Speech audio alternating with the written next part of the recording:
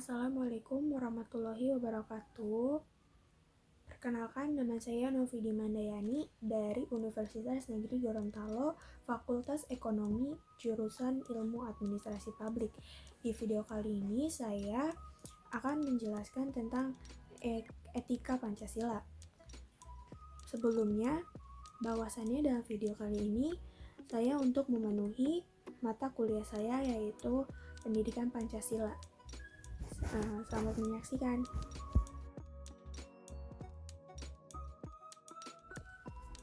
Etika termasuk kelompok filsafat praksis dan dibagi menjadi dua kelompok, yaitu etika umum dan etika khusus. Etika merupakan suatu pemikiran kritis dan mendasar tentang ajaran-ajaran dan pandangan-pandangan moral. Etika berasal dari kata ethos dalam bahasa Yunani, dalam bentuk tunggal artinya pandang rumput, kebiasaan, adat, watak, dan lain-lain. Dan bentuk jamak artinya kebiasaan. Etika berarti ilmu tentang apa yang biasa dilakukan atau ilmu tentang kebiasaan. Etika termaksud salah satu cabang filsafat yang mempunyai kedudukan tersendiri.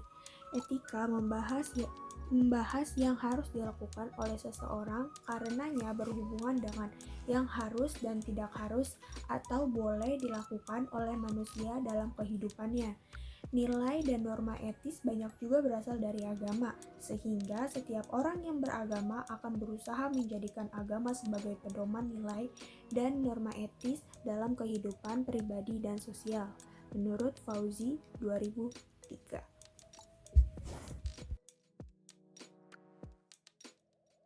Etika merupakan cabang ilmu filsafat yang membahas masalah baik dan buruk.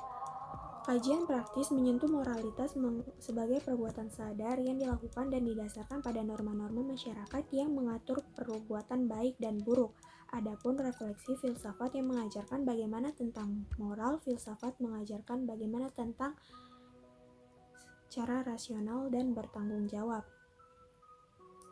Etika Pancasila tidak memposisikan secara berbeda atau bertentangan dengan aliran-aliran besar etika yang mendasarkan pada kewajiban, tujuan tindakan, dan pengembangan karakter moral namun justru merangkum dari aliran-aliran besar tersebut. Etika Pancasila adalah etika yang mendasarkan penilaian baik dan buruk pada nilai-nilai Pancasila, yaitu nilai ketuhanan, kemanusiaan, persatuan, kerakyatan, dan keadilan. Suatu perbuatan dikatakan baik bukan hanya apabila tidak bertentangan dengan nilai-nilai tersebut, namun juga sesuai dengan mempertinggi nilai-nilai Pancasila tersebut. Nilai-nilai Pancasila meskipun merupakan kristalisasi nilai yang hidup dalam realitas sosial, keagamaan, maupun adat kebudayaan bangsa Indonesia, namun sebenarnya nilai-nilai Pancasila juga bersifat universal, dapat diterima oleh siapapun dan kapanpun. Pancasila merupakan hasil kompromi nasional dan pernyataan resmi bahwa bangsa Indonesia menetapkan kedudukan setiap warga negara secara sama tanpa membedakan antara penganut agama mayoritas maupun minoritas.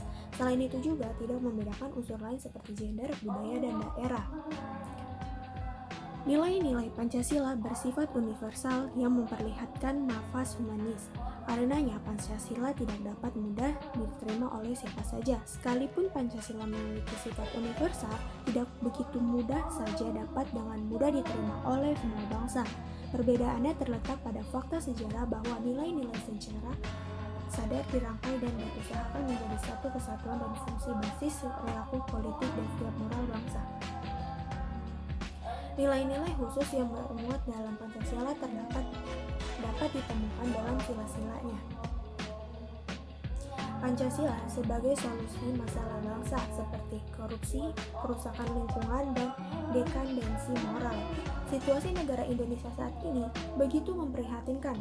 Begitu banyak masalah menimpa bangsa ini dalam bentuk krisis dan multidimensional. Krisis ekonomi, politik, budaya, sosial, pendidikan, dan lain-lain yang sebenarnya berhulu pada krisis moral. Tragisnya, sumber krisis justru berasal dari badan yang ada di negara ini, eksekutif, legislatif, maupun yudikatif. Setiap hari kita disuguhi oleh berita-berita yang dilakukan oleh orang-orang yang dipercaya rakyat untuk menjalankan misi pembangunan ini. Sebagaimana telah dikatakan bahwa moralitas memegang kunci sangat penting dalam mengatasi krisis. Kalau krisis moral sebagai hulu dari sebuah masalah, maka melalui moralitas pula krisis dapat diatasi.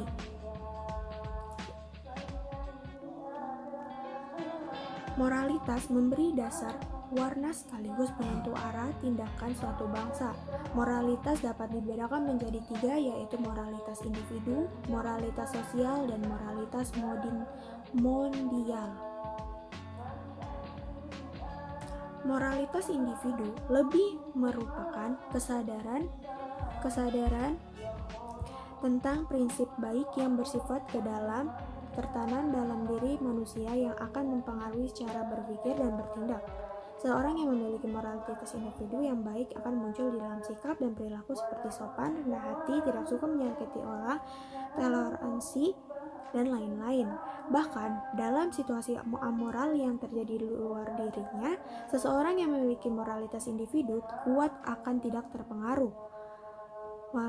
Sehingga akan dampak perbedaan antara masyarakat yang bermoral tinggi dan rendah. Adapun mondial yang moralitas bersifat universal yang berlaku dimanapun dan kapanpun. Moralitas sosial juga tercermin dalam moralitas individu dalam melihat kenyataan sosial. Bisa jadi seorang yang moral individunya baik tapi moral sosialnya kurang. Hal ini terutama terlihat pada bagaimana mereka berinteraksi dengan masyarakat yang majemuk. Sikap toleran, suka membantu seringkali hanya ditujukan kepada orang lain yang menjadi bagian kelompoknya, namun tidak toleran kepada orang di luar kelompoknya. Sehingga bisa dikatakan bahwa moral sosial tidak cukup sebagai kumpulan dari moralitas individu, namun sesungguhnya lebih pada bagaimana individu melihat orang lain sebagai manusia yang memiliki harkat dan martabat kemanusiaan yang sama.